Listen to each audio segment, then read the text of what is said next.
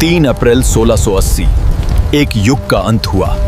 छत्रपति शिवाजी महाराज पंचतत्व में विलीन हो गए। पिता का साया उठ चुका था, स्वराज्य अनाथ था। सबकी निगाहें अब युवा युवराज संभाजी राजे पर टिकी थीं। 16 जनवरी 1681 संभाजी महाराज छत्रपति बने, लेकिन उनके सिर पर फूलों का ताज नहीं, कांटों का ताज था।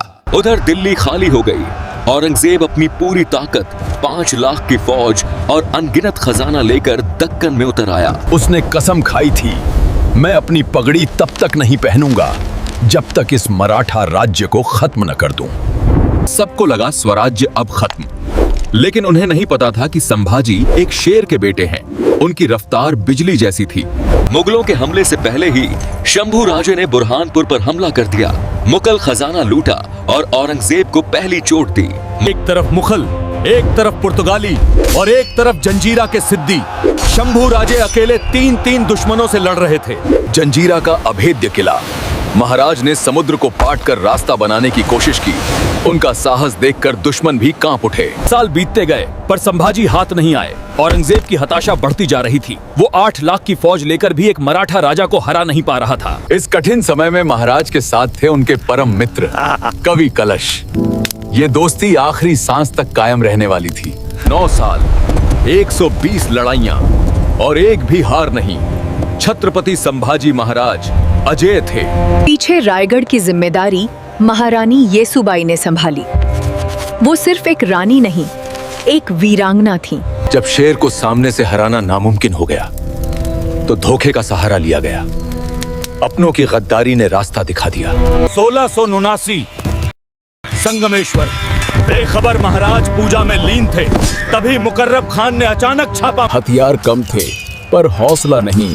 शेर आखिर तक लड़ा, लेकिन मुगलों की तादाद बहुत ज्यादा थी। महाराज को कैद कर लिया गया।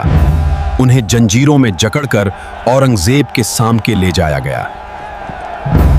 औरंगजेब को लगा था कि मराठा राजा भीख मांगेगा, पर शंभू राजे की आंखों में आज भी वही आग थी।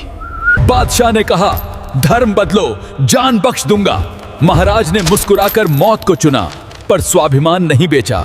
कवि कलश ने जंजीरों में भी कविता पढ़ी, राजन तुम हो साजे। मृत्यु सामने थी, पर डर कोसों दूर था। 40 दिन तक अमानवीय अत्याचार हुए, पर महाराज ने उफ तक नहीं की।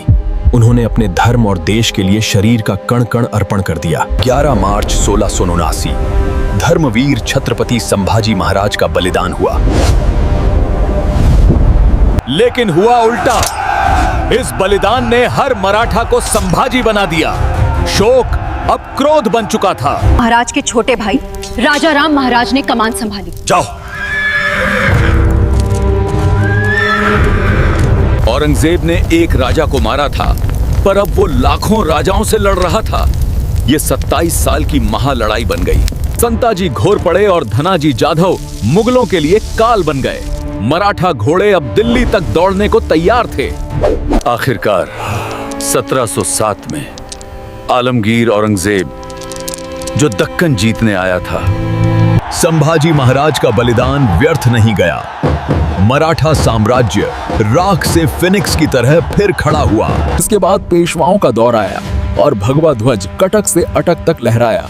ये थी छत्रपति शिवाजी और संभाजी महाराज की विरासत। इस महान गाथा को देखने के लिए धन्यवाद। जय भवानी, जय शिवाजी, जय शंभू राजे।